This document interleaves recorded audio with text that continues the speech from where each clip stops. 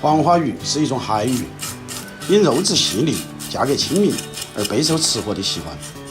黃花魚的傳統做法中，清蒸是不二的選擇，但一次偶然的機會，在一個朋友開的私房菜餐廳中，卻看到了另外一種做法，讓我對黃花魚有了不同的定位。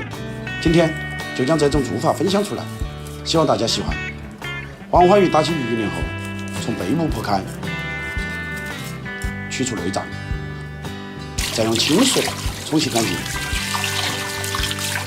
給魚撒上少許的鹽、胡椒粉、料酒，一起塗抹均勻，再撒上一點薑末，醃制10分鐘備用。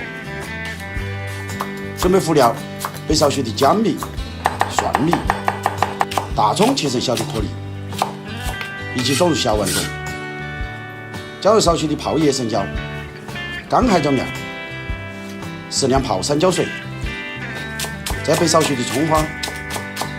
準備一塊乾淨的毛巾，把魚表面的水分吸收乾淨。起鍋燒熱，下油，滑鍋，盛出多餘的油脂，鍋中留滴油，撒上少許的鹽，防止粘鍋。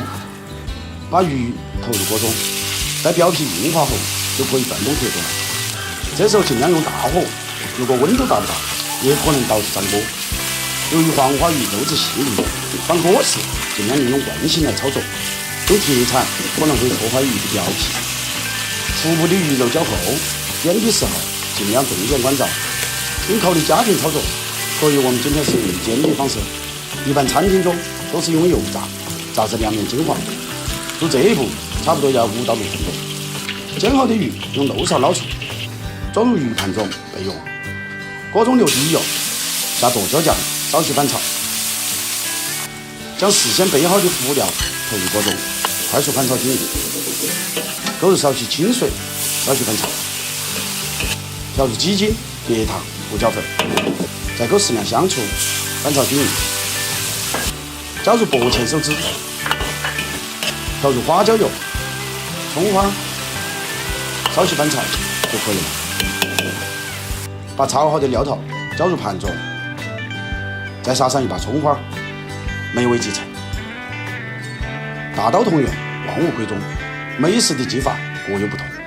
川人最擅長的就是根據自己對食材和烹飪的理解，用調料構建味覺的層次感，使食物的味道得以更好的绽放。